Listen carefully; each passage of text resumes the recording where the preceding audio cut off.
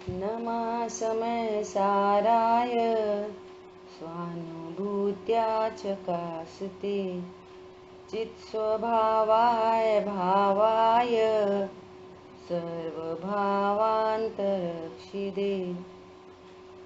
वन्दितु सौवसिद्धे ध्रुवमचलमणोवमं गदिं पत्ते वोक्ष्यामि समयपाहुड मृमोऽसुध केवली बड़िदम। समयसार जी ग्रंथाधिराज और निर्जरा अधिकार पर अपनी चर्चा शुरू हुई। निर्जरा अर्थात अतीन्द्रिय आनंद की वृद्धि होना, वो निर्जरा है। आनंद की शुरुआत होना वो संवर, और आनंद की वृद्धि होना वो निर्जरा है ना। और जिस समय आनंद होता है, अतीन्द्रिय आनंद जिस समय प्रकट होता है, उस समय अनंत कर्म खिर जाते हैं, तो उसको द्रव्य निर्जरा कहते हैं, है ना। जीव को अनादि से स्वरूप जाना नहीं, तो कर्म का बंधन हुआ है, और कर्म का बंधन होने के कारण जीव अपने स्वतंत्र सुख को भोग नहीं पाता, स्वतंत्र नहीं हो रहा, है ना। जैसे अभी मनुष्य देह में रहना पड़ रहा है, क्यों? मनुष्य आयु कर्म का बंध है, त्रियंच गति में रहना पड़ रहा है, क्यों? त्रियंच आयु कर्म का बंध हो रखा है ना। तो बंध दुख रूप है, वो कर्म की निर्जरा हमारे लिए सुख रूप है। कर्म की निर्जरा इष्ट है। तो कर्मों से, परिणामों से बंध और परिणामों से मुक्ति है। सिंपल सरल बात है। जैसे कोई लोक में भी अपराध करता है तो पुलिस पकड़ ले जाती है, तो कर्म जस्ट लाइक पुलिस, जो तुम्हारा वास्तविक स्वरूप है उसे नहीं जानकर तो मिथ्यात्व का बंध होगा, और मिथ्यात्व होने से राग द्वेष उत्पन्न होते हैं, तो राग द्वेष से बंध होगा। और स्वरूप की समझ होने पर मिथ्या भाव होगा नहीं, अपराधी वृत्ति होगी नहीं, राग द्वेष की उत्पत्ति होगी नहीं। राग द्वेष उत्पन्न नहीं होंगे तो परिणामों से निर्जरा हो जाएगी कर्मों की। तो वो कर्मों की निर्जरा द्रव्य निर्जरा है, और ये द्रव्य निर्जरा जीव के परिणामों का निमित्त पाकर होती है। वे कौन से अपूर्व स्पेशल परिणाम हैं जिनसे कर्मों की निर्जरा होती है? तो वे परिणाम क्या हैं? मैं ज्ञान स्वरूप हूँ, मैं परिपूर्ण हूँ, मैं अविनाशी हूँ, मात्र जानने वाला हूँ, अकर्ता हूँ, ये अपने बारे में अस्ति, और अस्ति पूर्वक नास्ति। मैं संयोग शरीर कर्म कषाय वाला नहीं, इनसे मुझे कोई लाभ हानि नहीं, इनसे मेरा कोई संबंध नहीं। समझ आई बात? जो भी संयोग प्राप्त हैं वो मुझे प्राप्त नहीं, संयोग संयोग में है। और ज्ञान उनका भले जानना हो, परंतु उनके प्रति एकत्व ममत्व कर्तृत्व भोक्तृत्व बुद्धि अज्ञानता नहीं होती, तो इन परिणामों से अतीन्द्रिय आनंद प्रकट होता है, और जहाँ आनंद होता है वहाँ कर्म की निर्जरा हो जाती है। समझ आ गई बात? तो अपन भावार्थ पर चर्चा कर रहे थे, 193 गाथा के भावार्थ पर अपनी चर्चा चल रही थी, और लास्ट में करणान योग संबंधी बात थी। तो अपन ने कल रीडिंग करी थी, देखो उसका अपन देखते हैं और क्या भाव आचार्य भगवान कहना चाहते हैं। भावार्थ की लास्ट कुछ लाइन है, लास्ट 6 लाइन है। देखो क्या कह रहे हैं कि जो सम्यक दृष्टि जीव है उन भोग उपभोग के बीच में, सम्यक दृष्टि जीव भोग उपभोग के बीच में दिखाई दे रहा है हमको, ये भोग रहा है, उपभोग कर रहा है। भोग उपभोग में क्या अंतर है, कौन बताएगा? भोग किसे कहते हैं और उपभोग किसे कहते हैं?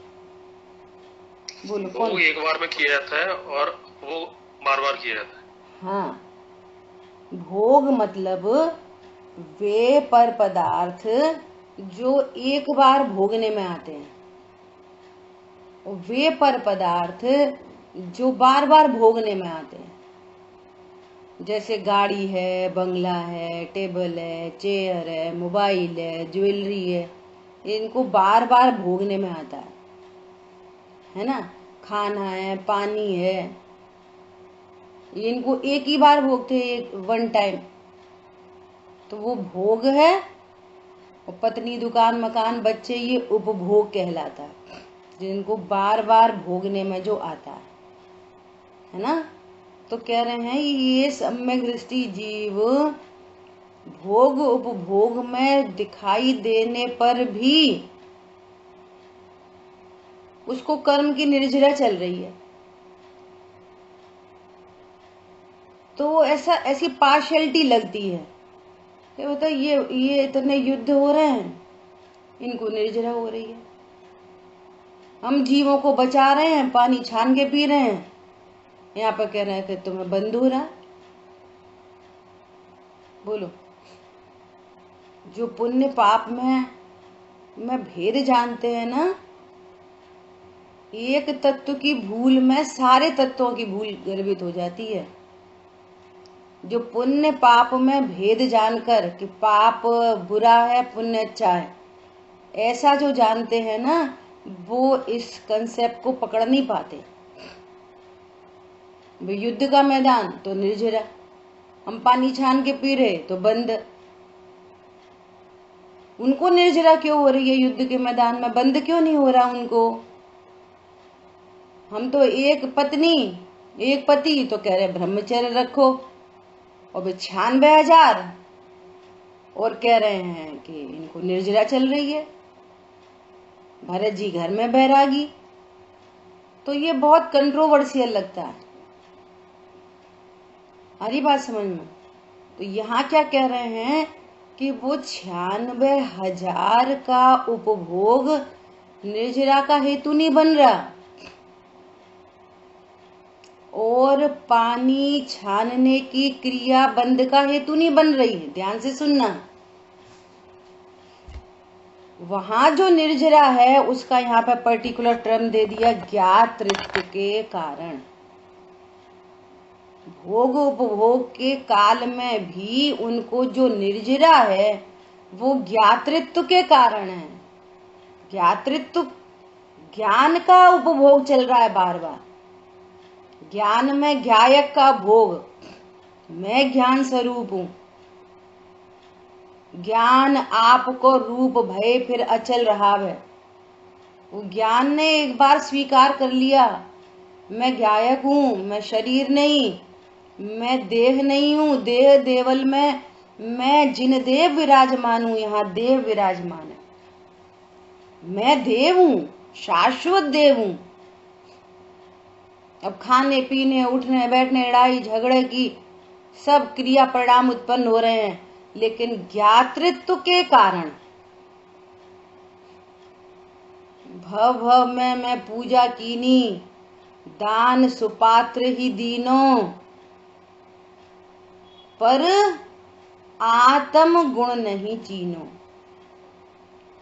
बस आत्मा हूं ऐसा नहीं जाना, और बाकी सब कुछ हुआ, सब कुछ हुआ, भेद विज्ञान नहीं हुआ अकेला। और इसके फल में ये इसकी 4 गतियां, इसने भव में पूजा की नहीं, दान दिया, 28 मूल गुणों का पालन किया, तीर्थ यात्रा की, पाप परिणाम बुद्धि पूर्वक पाप भाव का त्याग किया और सर्व शुभ भावों को अंगीकार किया, लेकिन आत्म गुण नहीं चीन। दृढ़ आसन पद्म लगाए लियो, बिल्कुल पद्मासन में बैठकर ज्ञान स्वरूपो हम अरंत सिद्ध अरंत सिद्ध अरंत सिद्ध अरंत सिद्ध, तदपि कछु हाथ हजू ना पर्यो। कुछ हाथ नहीं आया, कुछ भी हाथ में नहीं आया, कुछ लाभ नहीं हुआ। थोड़ी सी गतियां बदल गई बस, मनुष्य गति से छूटकर कदाचित देव में चला गया, लेकिन तहते च थावर तन धरे, स्थावर में आ गया एक इंद्री। देव एक इंद्री भयो, देव एक इंद्री हो गया। और बोलो यहाँ विषय भोग हैं और निर्जरा चल रही है, युद्ध का मैदान में निर्जरा चल रही है। तो क्या बोला कि न तो विषय भोग से निर्जरा है और न पानी छानने से बंद है। निर्जरा का हेतु है ज्ञातृत्व और बंद का हेतु है ज्ञातृत्व का अभाव। बस बंद क्यों हो रहा है?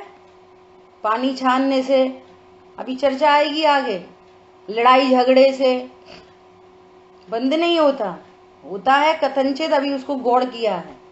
क्योंकि आचार्य भगवान को जो महापाप है ना मिथ्यात्व, उसको छुड़ाना है।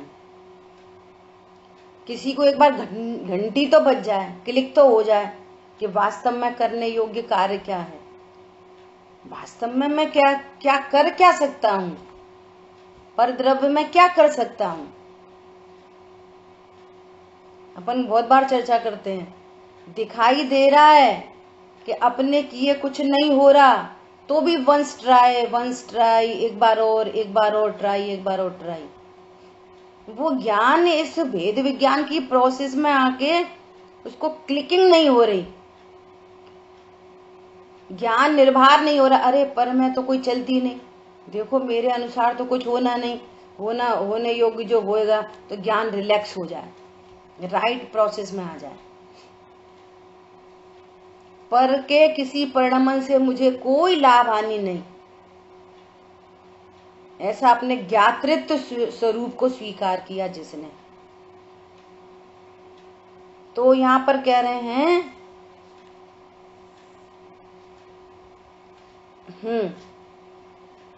ज्ञातृत्व के कारण सम्यक दृष्टि विरागी उदयागत कर्मों को मात्र जान ही लेता है, उनके प्रति उससे राग द्वेष मोह नहीं है। अब 24 घंटे घाती अघाती कर्म का उदय चल रहा है, कब तक?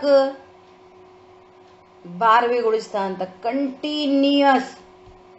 एक समय भी ऐसा नहीं जहां पर कर्म का उदय नहीं हो, सिंगल वन।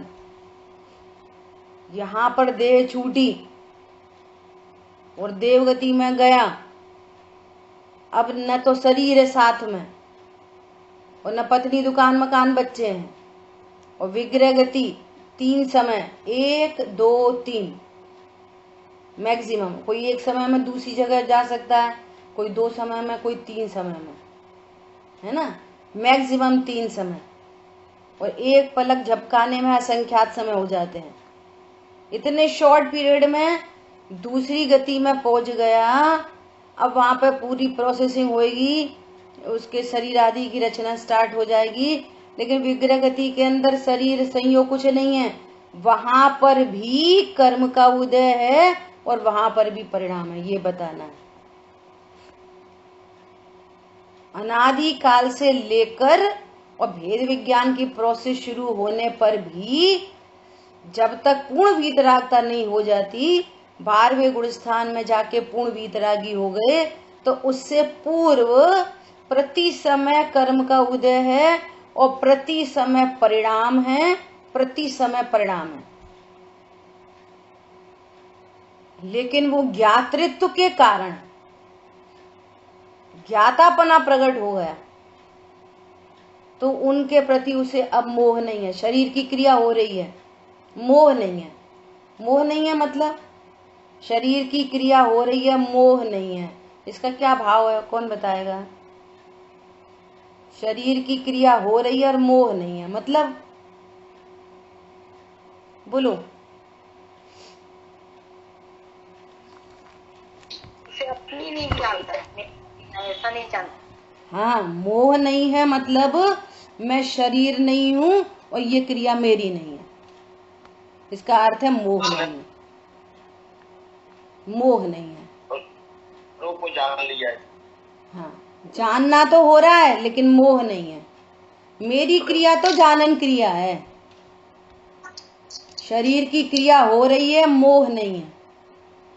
शरीर की क्रिया हो रही है, राग द्वेष नहीं है। राग द्वेष नहीं है मतलब शरीर की ये क्रिया अच्छी है और ये क्रिया बुरी है। पूजा में ऐसे अर्घ हो रहा है तो ये शरीर की क्रिया मेरी है और ये क्रिया मैं कर रहा हूं और ये शरीर की क्रिया अच्छी है। और कदाचित किसी को ऐसे चांटा मारने की क्रिया हो गई है ना, तो शरीर की क्रिया मेरी है, शरीर की क्रिया बुरी है ना। ऐसा उसके न राग होता न मोह होता, उसका नाम है ज्ञातृत्व। ज्ञातृत्व के कारण। बोलिए। हाँ जी। हाँ जी। यहाँ पे ये कहना चाहूंगा कि जो जीव निर्मोही तत्व को जानता है ना, तो उसको मोह नहीं होता। और जो जो जो पर्याय स्वरूप पर्याय पे ही एकत्र करता है या निर्मोही तत्व को नहीं जानता है ना, उसको मोह होता है। तो उसमें वो एकत्व ये सब करता है, वो उसी का अपना स्वरूप मानता है। बराबर। अब देखो, अब जैसे आपने शब्द दिया निर्मोही तत्व, तो वो कौन है निर्मोही तत्व? ज्ञायक का ही विशेषण है। ज्ञायक का विशेषण, ठीक बात है ना। जैसे समस्या आ गई, समस्या आई संयोग की, ज्ञायक तत्व ही ज्ञात तत्व है, उसको जानना। हाँ, और निर्मोही तत्व को जानना भी, वो भी ज्ञात तत्व ही है। हाँ, मतलब कहने का मतलब ये है कि समस्या आई संयोग से, तो ज्ञायक को बोलेंगे असंयोगी तत्व। यस। समस्या आ गई शरीर से, तो ज्ञायक को बोलेंगे अशरीरी तत्व। समस्या आ गई कर्मों से, तो उसी ज्ञायक को बोलेंगे निष्कर्म तत्व। निष्कर्म ज्ञायक हूँ। समस्या आ गई कषाय से, तो उसी को बोलेंगे निष्कषाय तत्व। समस्या आ गई ज्ञान से, मतलब जानने वाला, इसको जान रहा, उसको जान रहा, तो कहेंगे, क्या कहेंगे? ज्ञायक तत्व, निष्क्रिय तत्व, परम निष्क्रिय तत्व, जानता भी नहीं, ऐसा निष्क्रिय तत्व। तो समस्याएं, इसलिए बोलते हैं समस्याएं आती हैं बाहर से और समाधान होता है अंदर से। समस्याएं इधर से आएंगी और समाधान इधर से मिलेगा। भैया मोह बहुत है, तो कहाँ पर मोह है? मोह कहाँ पर है? कि पर्याय में। तो तुम पर्याय हो कि ज्ञायक हो? कि ज्ञायक है, तो कहेंगे वो मोह मेरा कुछ नहीं, उपयोग केवल एक में। समझ आ रही बात? पंडित साहब की एक एक रचना में ये प्रयोग मिलेगा आपको, एक एक रचना में प्रयोग मिलेगा। ऐसा अर्घ चढ़ाएंगे तो फिर वो ऐसे ही अर्घों में बोलेंगे, जैसे पंचबाल्यती भगवान की पूजन है, तो पंचबाल्यती भगवान की पूजन में आपको पूरे में यही मिलेगा। देवशास्त्र गुरु की पूजन में यही सब चीजें मिलेगी आपको। यही प्रयोग कर रहे हैं पंडित साहब ने। देखो 1 मिनट बता रहे।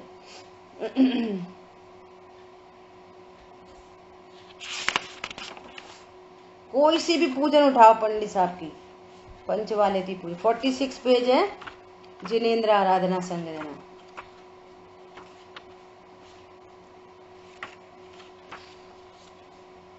देखो यहाँ पर सबसे पहले मैं जल के छंद में उन्होंने क्या बोला? अविनाशी की चर्चा की जल के छंद में। अब जन्म मरण संयोग से शरीर के सापेक्ष जन्म मरण की चर्चा है, तो अभी क्या बोलेंगे? अविनाशी हूँ। निज से जुड़ती है दृष्टि तभी जभी समता का सहज प्रभाव है। भावाताप की चर्चा होगी तो निज परम शांत शीतलता से। अक्षय की चर्चा होगी, अक्षतम निरपामिति स्वाहा, तो कहने छिलके से ढका हुआ अक्षत, पर्याय दृष्टि त्यों हटते ही मम अक्षय प्रभु प्रत्यक्ष हुआ। काम की बात होगी, निष्काम पूर्ण ज्ञायक प्रभुवर। ठीक है, ऐसे सब लगाना, क्षुधा रोग में, सब में आपको पंडित साहब के हर पूजन में ये प्रयोग मिलेगा, हर एक पूजन में। तो यहाँ अपनी क्या बात चल रही है कि निर्जरा का हेतु कौन है? विषय भोग नहीं, निर्जरा का हेतु है ज्ञातृत्व के कारण। बहुत इंपॉर्टेंट यहाँ पर बात आ गई है। ठीक है, तब ये क्या कह रहे हैं कि शरीर है, अनंत अवस्था तक शरीर है, शरीर का संयोग है, लेकिन शरीर को अपना नहीं जानते, इसलिए निर्जरा चल रही है ज्ञातृत्व के कारण। विश्व की सबसे बड़ी विभूति है समवशरण, सबसे बड़ा तीव्र पुण्य का उदय अनंत भगवान को होता है, और इतनी बड़ी रचना हो जाती है समवशरण की, तो उन्हें उसके प्रति मोह नहीं है, राग नहीं है, द्वेष नहीं है। अरे अब की बार समवशरण की रचना अच्छी नहीं बनाई, अरे सौधर्म नहीं आया, अरे सौधर्म इंदिरा आए हैं आज तो हमारी सभा में, कोई राग द्वेष नहीं। आप विचार करो कि जैसा अनंत भगवान को राग द्वेष नहीं ना, ऐसी कणिका ये चतुर्थ गुणस्थान वर्ती को जगी है। जैसे वे अनंत भगवान शरीर की क्रिया को अपना नहीं जान रहे, ऐसा ये अपन तो ये कह रहे हैं पहले गुणस्थान में ऐसा निर्णय करता है जीव, तो चौथा प्रकट होता है। समझ आ रही बात? उसके प्रति राग नहीं, द्वेष नहीं, मोह नहीं। अब अकेला बोले शरीर की क्रिया मेरी नहीं, तो आप किस सापेक्षता में बोल रहे हो? आप अपने को क्या शरीर नहीं जान रहे? अपने को मैं शरीर नहीं हूं, तो फिर कौन हूं? कोई तो हूं ना। हम शरीर नहीं है, हम संयोग वाले नहीं है, फिर आप कौन हो? हम आत्मा भी नहीं है और शरीर भी नहीं है, तो शून्य में चले गए ना। आत्मा हूं, इस निर्णय पूर्वक हम बोल रहे हैं कि हम शरीर नहीं है, आगम युक्ति न्याय से पहले गुण स्थान में। आत्मा तो कौन है? आत्मा अता पता नहीं, और शरीर भी मैं नहीं, फिर कौन हो भाई साहब? जो ये ज्ञान पर्याय बोल रही है कि मैं शरीर नहीं, तो अब वो ज्ञान में किसकी स्थापना हो गई? कोई तो स्थापित होना चाहिए ना। संयोग भी नहीं, शरीर भी नहीं और आत्मा भी नहीं, तो ये शून्य का प्रसंग बनता है ऐसे। ठीक है, तो आत्मा की स्थापना पूर्वक, और आत्मा की नहीं, मैं आत्मा हूं ऐसी स्थापना पूर्वक अब ये ज्ञान बोल रहा है कि शरीर मेरा नहीं। तब कह रहे हैं शरीर के प्रति मोह नहीं, और शरीर की किसी क्रिया से जड़ चेतन की सब परिणति अपने अपने में होती है। जब भी शरीर की कोई क्रिया होती है 100% वो उसी के अधीन है, मेरे अधीन नहीं है। नहीं है तो फिर वो मेरा दोष भी नहीं है, फिर मुझे कोई राग द्वेष नहीं है, परिणति निश्चिंत है, ऐसा। ठीक है, मोह नहीं, राग नहीं, द्वेष नहीं। अब ऐसी कंडीशन में क्या बनता है? सो अब करणानियों की चर्चा आ रही है। बोलिए। यहाँ पे ये बात आई कि जब तक अपना ज्ञान नहीं होगा मैं आत्मा हूँ ये, तब तक वो भिन्नता भी नहीं कर सकता। हाँ, ये न जीव से कर सकेगा, न आश्रय तत्व से कर सकेगा, और जब भिन्नता नहीं कर सकेगा तो उसको अपना रूप ही माने। हाँ, बराबर है। अब देखो, अब इसका क्या स्वरूप है? पॉजिटिव अप्रोच क्या है?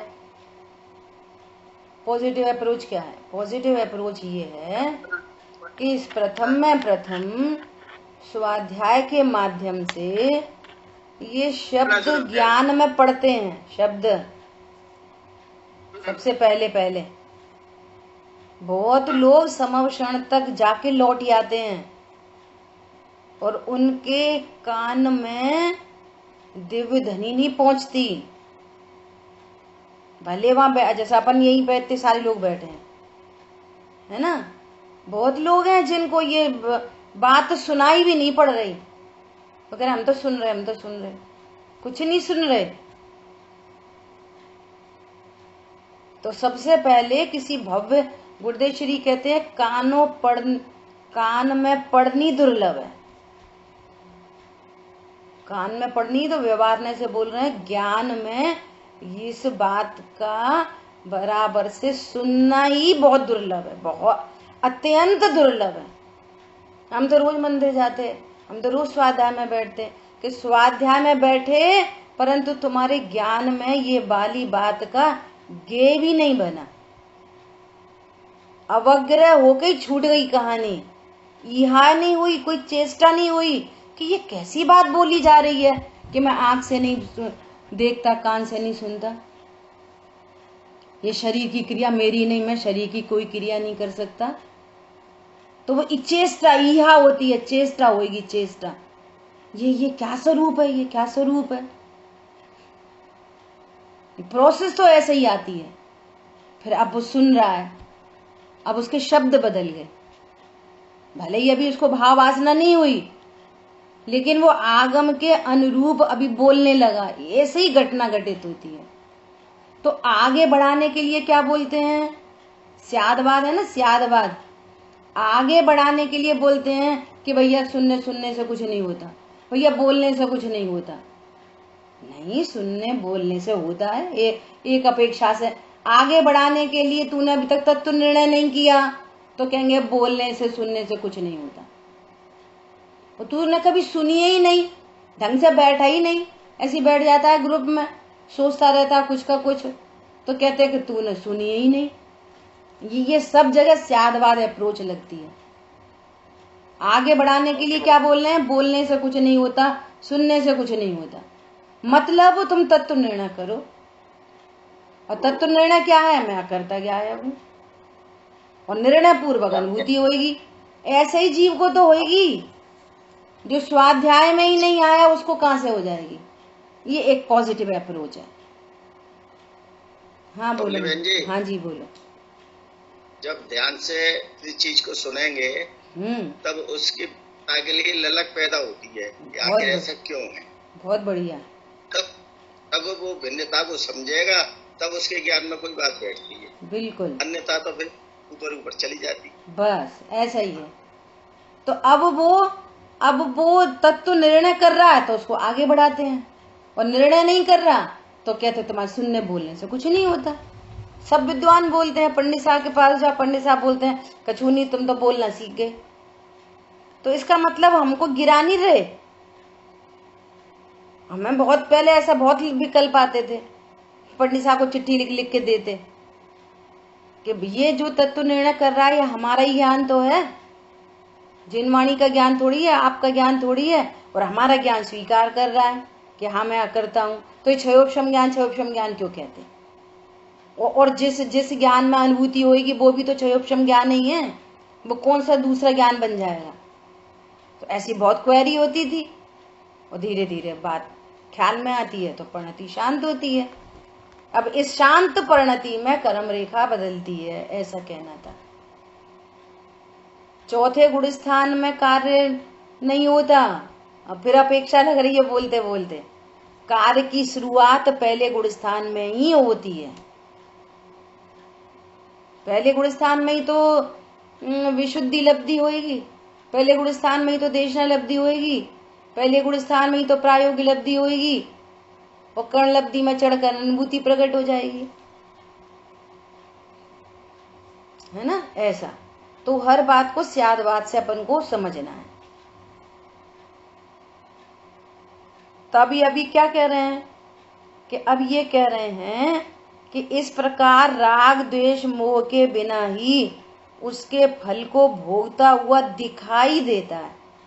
हम तुमको दिखाई दे रहा है, कि ये तो बहुत विषय भोग रहे हैं, ये तो युद्ध कर रहे हैं, तो ये चरम चक्षु से दिख रहा है, एकदम स्थूल बुद्धि में।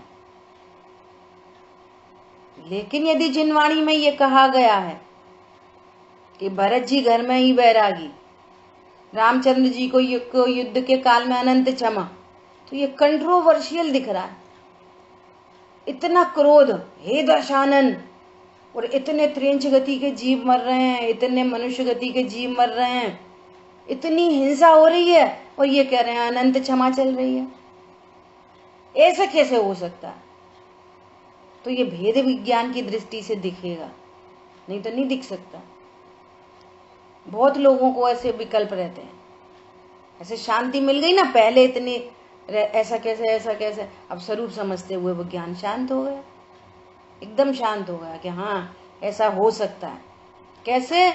शरीर की क्रिया चल रही है, तीव्र परिणाम चल रहा है, ज्ञातृत्व के कारण, चूंकि वो ज्ञानी है, सम्यक दृष्टि है, अर्थात उसको मिथ्यात्व नहीं है, अनंतानुबंधी राग द्वेष नहीं है, तो अनंतानुबंधी राग द्वेष के अभाव में अनंत पर पदार्थों के प्रति अनंत क्षमा चल रही है। एक साइड में क्षमा चल रही है, दूसरी साइड में क्रोध चल रहा है।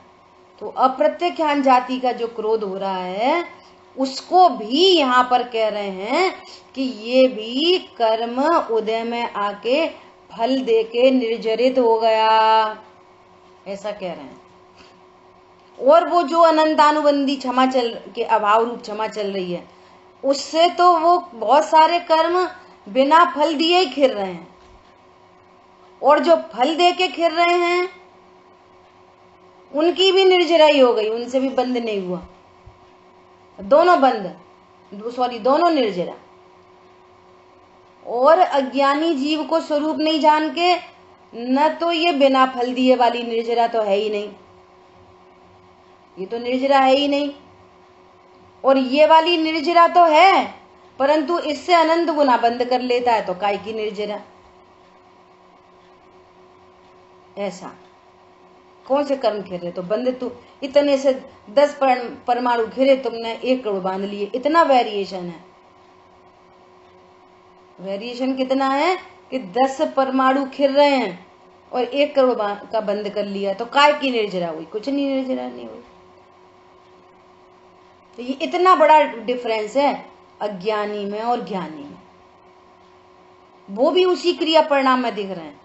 चौथे गुण स्थान में तो पहचान नहीं कर सकते, कौन सम्यक दृष्टि है, बाहर स्थूल बुद्धि से नहीं पहचाना जा सकता। पंचम गुण स्थान में आके थोड़ा दिखाई देगा, क्योंकि वो अणुवृत्ति हो जाएगा। और मुनिराज तो साक्षात मोक्ष मार्गी हैं, वे तो साक्षात दिखाई दे जाएंगे, मुनिराज दिखाई दे जाएंगे, लेकिन चतुर्थ गुण स्थानवर्ती नहीं दिखेगा। तो ये ऐसे अंतर्दृष्टि से देखना पड़ेगा, अंतर्दृष्टि से समझना पड़ेगा। अरे बात समझ में? ये कहानी है। यहाँ पर क्या बोल रहे हैं? अभी अपन ने और द्रव्य निर्जरा की चर्चा शुरू नहीं की है जानबूझ के, है ना। अभी इतनी बात पक्की हो जाए तब अपन उस पे भी विचार करेंगे, चर्चा करेंगे। क्या बोल रहे हैं? इस प्रकार राग द्वेष मोह के बिना ही उसके फल को भोगता हुआ दिखाई देता है, तो भी उसके कर्म का आश्रव नहीं होता। कौन से कर्म का? मिथ्यात्व और अनंतानुबंधी कर्म का आश्रव नहीं होता। पंचम गुण स्थानवर्ती है तो उसकी वीतरागता में वृद्धि हुई है, तो उसको अप्रत्यख्यान का भी आश्रव नहीं होता। मुनिराज हैं तो उनको उसी आहारचर्या में शरीर की क्रिया हो रही है, आहारचर्या गमन हो रहा है, और ऐसे अंजुलि बंधी है और आहार की क्रिया हो रही है, तो इसी आहार की क्रिया में उनको 3 कषाय का सद्भाव नहीं है, अनंतानुबंधी, अप्रत्यख्यान, प्रत्यख्यान, तो इन 3 का बंध नहीं है। संजुलन संबंधी जरा सा है, पानी में लकीर जैसा, उसको क्या गिनती करें। जिसने 1000-2000 करोड़ का कर्जा चुका दिया हो, 1000-2000 करोड़, और 5 रुपए का कर्जा बचा हो, तो कितना कर्जदार है वो, इतना बड़ा वेरिएशन है मिथ्या दृष्टि और एक भावलिंगी संत मुनिराज। पहले अपन ने कई बार चर्चा की है कि 4 मुनिराज हैं, एक ने तो स्वरूप नहीं जाना, 28 मूलगुण का नृत्य 4 पालन, एक ने स्वरूप जान लिया, 4था गुण स्थानवर्ती, एक पंचम गुण स्थानवर्ती, एक भावलिंगी, 3 कषाय चौकड़ी के अभाव के मुनिराज, और चारों की एक जैसी चर्या चल रही है, देह की क्रिया एक जैसी हो रही है, एक ही चौके में चारों का पड़गाहन हुआ है, एक जैसा भोजन, एक जैसे शावक उनको आहार देने वाले, एक जैसी अंजलि, और चारों को अलग अलग तरह का बंध हो रहा है। देखो शरीर की क्रिया एक जैसी और बंध में बहुत ह्यूज डिफरेंस। एक को मिथ्या तो अनंत अनुबंधी का बंध हो रहा है, अनंत संसारी है ये, और क्रिया इन जैसी है या अनंत संसारी। दूसरे को चौथे गुण स्थानवर्ती, इनको 3 कषाय के सद्भाव का बंध हो रहा है, ये अल्प संसारी, ये अल्प संसारी, और ये अभी छपक श्रेणी आरोहण करें तो अभी अनंत से अनंत पद को प्राप्त कर लें। बोलो, बाहर में क्रिया एक जैसी, भूख का भाव एक जैसा दिखाई दे अंदर में, अब जाति सबकी अलग अलग, एक जैसा नहीं है, जातियां अलग अलग हैं। बोलो, तो पानी छानने से बंद है कि युद्ध से बंद है? ज्ञातृत्व से निर्बंधता और ज्ञान स्वरूप नहीं हूं, और वहां पर ऐसा अनंत बंध। इसलिए बोला जाता है क्रिया, पूरी दुनिया क्रिया परिणाम सुधारने में लगी है, पूरी दुनिया। इसलिए कह रहे हैं शांति क्रिया और परिणाम को सुधारने से नहीं मिलेगी, नहीं मिलेगी, नहीं मिलेगी, नहीं मिलेगी। ज्ञातृत्वपना जब तक प्रकट नहीं होगा परिणति में, ज्ञान स्वरूप तो प्रथम से ही है, माने चाहे मत माने, प्रथम से ही है। 1 इंद्री, 2 इंद्री, 3 इंद्री, सब ज्ञान स्वरूप है। और तुम तो संगी पंचेंद्रीपना तुम्हें प्रकृति से प्रकट हुआ, अब ये उपयोग कहाँ लगना चाहिए? अरे भैया कमाए धमाए नहीं तो कैसे चले? अरे तुम कमा धमा नहीं रहे, वो सब कर्माधीन कार्यक्रम चल रहा है। उसी समय में तुम अपने ज्ञातृत्व को स्वीकार करो, और बहुत कमाने से नहीं आएगा, और लापरवाही से हानि नहीं होगी, और निमित्त नैमित्तिक संबंध है, परिणाम कमाने के परिणाम होंगे तो वहां वैसा धन होगा, कदाचित कोई लापरवाही हो जाएगी तो हानि हो जाएगी, है निमित्त नैमित्तिक संबंध, तुम समझ रहे हो लापरवाही से धन चला गया। अरे तुम्हारे यदि कर्म के उदय में 1 नए पैसे का लॉस नहीं हो तो बहुत लापरवाही होने पर भी लॉस नहीं होता, और बहुत धन कमाने से भी धन नहीं आता। और इस बात की स्वीकृति होने पर ज्ञान एकदम निश्चिंत हो जाता है और मोक्ष मार्ग की प्रोसेस में चला जाता है। ये इसका लाभ है। सबसे बड़ा तो लाभ ये है कि आपका ज्ञान कितना निर्वार हो गया, सबसे बड़ा लाभ तो ये है। 24 घंटे टेंशन टेंशन टेंशन टेंशन, जहां टेंशन है वहां समझना अनंत बंध है, और जहां रिलैक्सेशन है वहां निर्बंधता की प्रोसेस में चला गया, और जहां स्वरूप सन्मुख हो गया तो आनंद प्रकट हो ही गया। सो यहाँ पर कह रहे हैं उसको कर्म का आश्रय नहीं होता, और कर्म के आश्रय के बिना आगामी बंध नहीं होता, और उदयागत कर्म तो अपना रस देकर खिर ही जाते हैं। जो कर्म, कोई कर्म उदय में आकर खिर रहे हैं तो उनने अपना रस दे दिया, फल दे दिया, परंतु इसने उसको अपना स्वरूप नहीं जाना। कैसी कंडीशन बाहर में बनी हो, मोह नहीं, राग नहीं, द्वेष नहीं, ये अंतरंग में एक भेद विज्ञान की कलाकारी आ गई। भेद विज्ञान कला है और बाकी सब बला है, सब कुछ बला है। अब आप नीति के कितने वाक्य कहो, भैया अपन से कोई कुछ कहे अपन तो चुप रहो, बड़ों को जवाब नहीं देना, छोटों से प्यार करना, अब खूब नीति बोलते रहो, कुछ नहीं होता। हम तो भैया कोई से कुछ कहते ही नहीं, अब जिसकी जैसी होनहार हो वैसी होए, अपन कौन जगत में किसी को सुधारने बिगाड़ने वाले, बोलते रहो नीति। जब तक ज्ञान में ज्ञाय ग्रहण नहीं होएगा तब तक कर्म रेखा बदल नहीं सकती, बदल नहीं सकती, बदल नहीं सकती। और आप क्या समझ रहे हो कि ये मनुष्य पर्याय तो कभी दुर्लभता से मिलती है, कभी त्रियंचनी में उसको अपनी माँ बनाएगा, बोलो, कभी नरक में जाएगा, कभी स्वर्ग में जाएगा, लेकिन आत्म स्वरूप के जाने बिना छुटकारा नहीं मिलेगा, कर्म रेखा नहीं बदलेगी। और जहां ये पहले ही गुणस्थान में देवशाह गुरु के निर्णय पूर्वक अपने स्वरूप का भाव भाषण शुरू हो गया, यहीं से कर्म रेखा बदलनी चालू हो जाती है। मोह गलने लग जाता है, जैसे पहले तीव्र मोह और अभी मोह की मंदता, तीव्र राग अब राग की मंदता, और ये मंद होते हुए टूट जाता है। ये ही विधि बनती है। इसी जितने जीव को रत्नत्रय की प्राप्ति हुई है वेरी फर्स्ट टाइम, इसी विधि से प्राप्त हुई है, अन्य कोई विधि नहीं है, नान्या पंथा है। गुरुदेव श्री कहते हैं इतना ही धर्म है, यही धर्म है, इतना ही धर्म है। देह की क्रिया से कोई धर्म होता ही नहीं है, किसी परिणाम से धर्म होता नहीं है। मंद कषाय से वो तो अधर्म परिणाम है, जिससे बंद हो वो अधर्म परिणाम है। याद करो, जैसे अपन ने भाव पूजा की बात की ना, तो लास्ट में भाव पूजा किसको कहा? जहां पर कर्म रेखा बदलने लगी, जहां तक कर्म का बंधन है वहां तक द्रव्य पूजा है, और जहां कर्म की निर्जरा हुई वहां भाव पूजा हुई। ये है आपकी भाव पूजा वेरी फर्स्ट टाइम होने वाली। निज में ही रम जाऊं विभुवर, मैं निज में रम जाऊं, और यही अभिनंदन है आपका, ये आपका अभिनंदन हुआ। तब आपने भगवान को पहली बार अभिनंदन किया। क्यों? वे हमसे कह रहे हैं कि तुम ज्ञान स्वरूप हो, और हम कह रहे हैं प्रभु हम तो आपकी पूजा कर रहेंगे। तो तुमने भगवान की बात का मानी?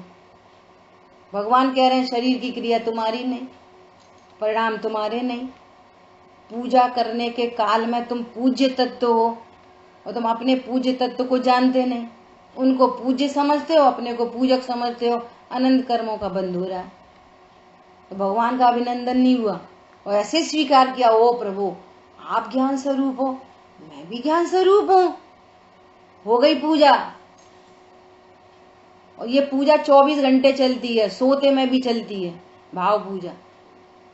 समझ में आ रही है? द्रव्य पूजा तो कभी कभी करोगे, दिन में एक बार करोगे, और भाव पूजा 24 घंटे होती है। अब इस बात का अर्थ नहीं समझे ना तो बाहर में अनर्थ करेगा, और अर्थ समझ जाए तो प्रसन्न हो जाएगा। निज में ही रम जाऊं विभुवर, अभिनंदन है तेरा, आनंद उर न समाए प्रभुवर, दर्शन पाया तेरा। हे प्रभु अब आनंद का पार नहीं है, वीतरागी देव तुम्हारे जैसा जग में देव कहाँ। ये जो मर्म बताया है तुमने, कह न सके कोई और यहाँ। ये मर्म कौन बताएगा? वे तो सब यही कहेंगे कि तुम हमारी पूजा करो, हम तुम्हें वरदान देंगे। और जिसने वरदान दिया वो श्राप भी दे सकता है, तो हम तो उसके हाथ की कठपुतली हो गए। जब वो वरदान देगा तो हम सुखी होंगे, जो श्राप दे देगा तो हम मर गए। तो भैया हम यहाँ कठपुतली नहीं चाहिए, स्वाधीन तत्व है। इतनी अद्भुत बात है। क्या बोल रहे हैं? उदयागत कर्म तो अपना रस देकर खिर ही जाते हैं, क्योंकि उदय में आने के बाद कर्म की सत्ता ही नहीं रहती। ये बहुत इंपॉर्टेंट बात है। जो कर्म उदय में आके खिर रहा है तो वो तो निष्कर्म हो गया। क्या कहना चाहिए, न्यूट्रल हो गया। अब ऐसा सेम टू सेम ऐसा कर्म कभी बंधे तो बंधे, नया बंधे तो बंधे, लेकिन वो कर्म तो अब वापस फल नहीं दे सकता। एक बार जिस कर्म की निर्जरा हो गई वो वापस फल नहीं देगा, वो न्यूट्रल हो गया। उद्यागत कर्म की सत्ता ही नहीं रहती। समझ में आ रही है बात, वो न्यूट्रल हो गया। इस प्रकार उसके नवीन बंध नहीं होता। अब नया बंध भी नहीं हो रहा, क्योंकि भाव आश्रव नहीं है तो द्रव्य आश्रव नहीं है। और उस अब ये खास बात है, मिथ्यात्व का भाव आश्रव नहीं है तो मिथ्यात्व का बंध नहीं है, और मिथ्यात्व कर्म की निर्जरा, ये तीन काम एक एक प्रकृति संबंधी एक साथ होते हैं। बहुत इंपॉर्टेंट बात है, समझ में आए तो हाँ करना, और समझ में नहीं आए तो बार बार पूछना। जैसे पिछली अपनी क्लास में, पिछली गाथाओं में बात निकल के चली गई कि आश्रव कितने प्रकार का, कि मिथ्यात्व, अनंत, मिथ्यात्व, अविरति, प्रमाद, कषाय, योग। तो ये क्रम से मिटते हैं, क्रम से। तो मिथ्यात्व गया, भाव मिथ्यात्व नहीं, स्टार्टिंग फ्रॉम जीव की परिणति में भाव मिथ्यात्व नहीं, तो जीव की परिणति में इस भाव मिथ्यात्व नहीं होने पर कितने काम एक साथ होंगे। भाव मिथ्यात्व नहीं होने पर द्रव्य मिथ्यात्व कर्म नहीं आएगा, क्योंकि भाव से कर्म अट्रैक्ट होते थे। अब भाव मिथ्यात्व नहीं है तो उसका प्रतिपक्षी जो कर्म है, तो दर्शन मोहिनी कर्म का आश्रव भी नहीं, दर्शन मोहिनी कर्म का बंध भी नहीं, दर्शन मोहिनी का उदय भी नहीं, और दर्शन मोहिनी के निर्जरा, और दर्शन मोहिनी बंधेगा नहीं। इतने काम करणान योग में ऑटोमेटिक होंगे, हमें कर्म में कुछ नहीं करना।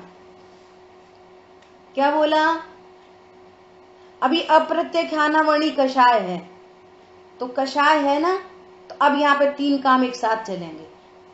अप्रत्यक्षानावणी कषाय का उदय, तो उस संबंधी भाव, उस संबंधी बंध, ये सा काम एक साथ होंगे। और जब ये भी चली जाएगी तो भाव आश्रव नहीं, भाव अप्रत्यक्षान परिणाम नहीं, तो परिणाम नहीं, तो बंध भी नहीं, उदय भी नहीं, पूर्वबद्ध कर्म की निर्जरा, ये सारे काम एक साथ होंगे एक ही काल में।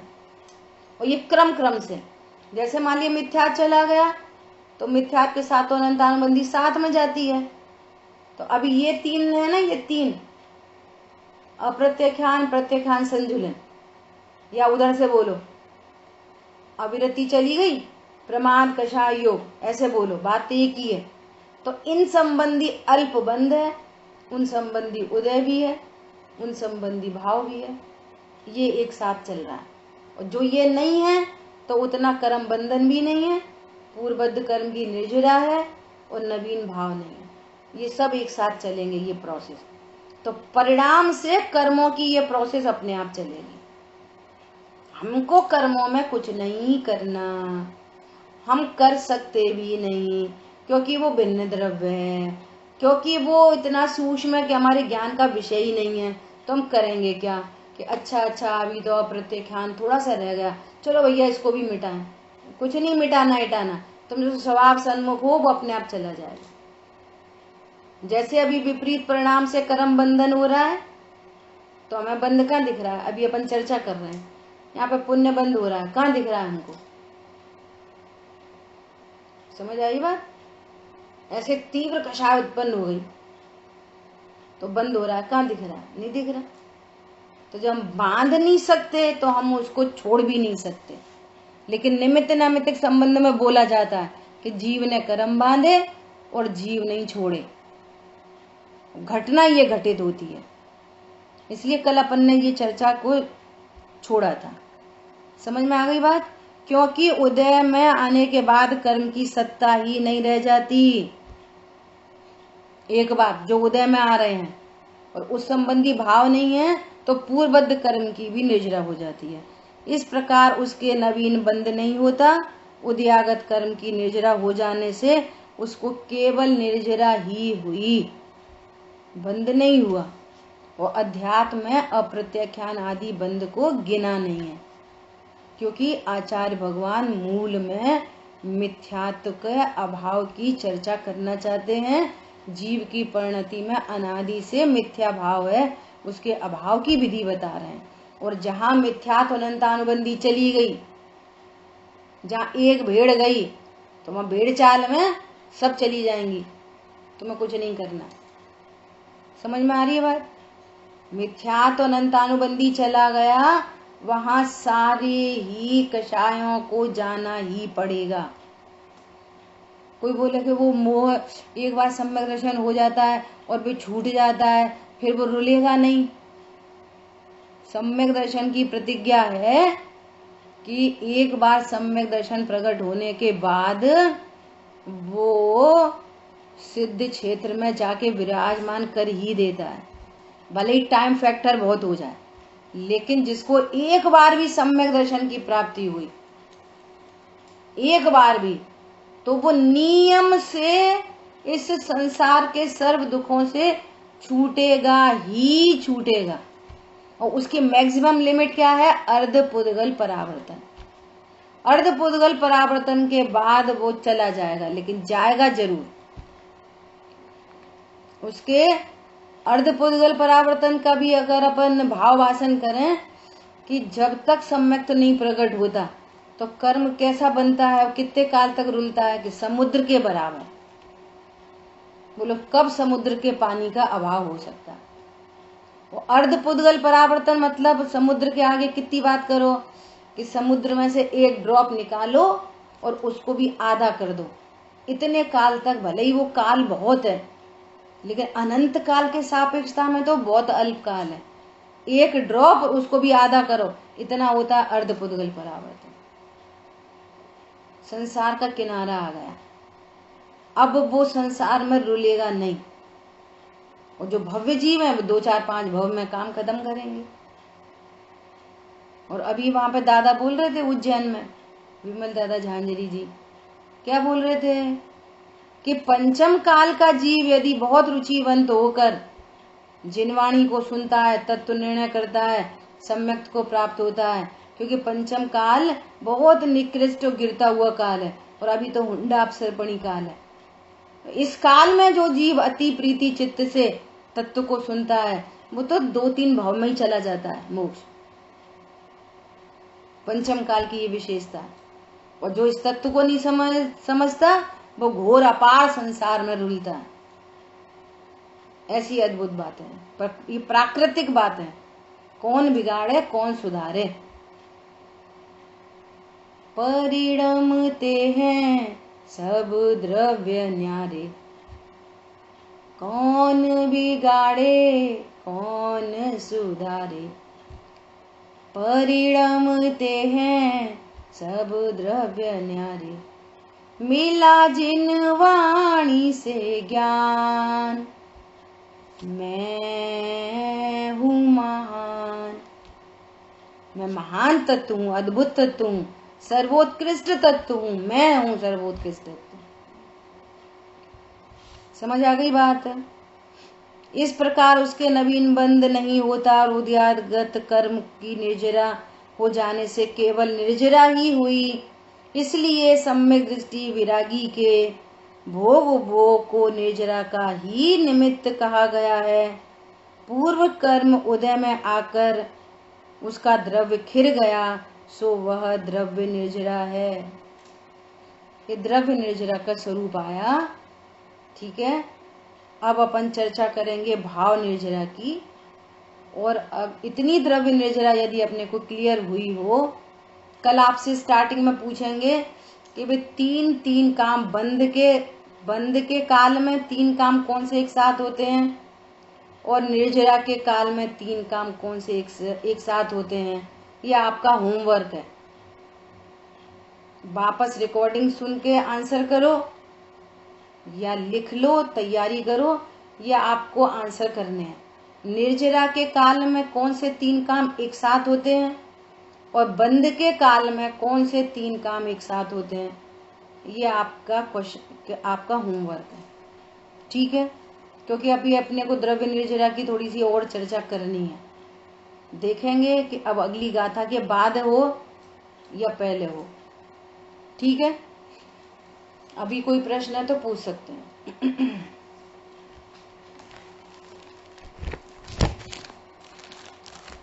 जिन वाणी के ज्ञान से सूझे लोकालोक, सो वाणी मस्तक नमो सदा दे तुम दो।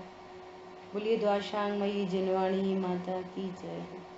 जय जिनेन्द्र सभी को। जय जय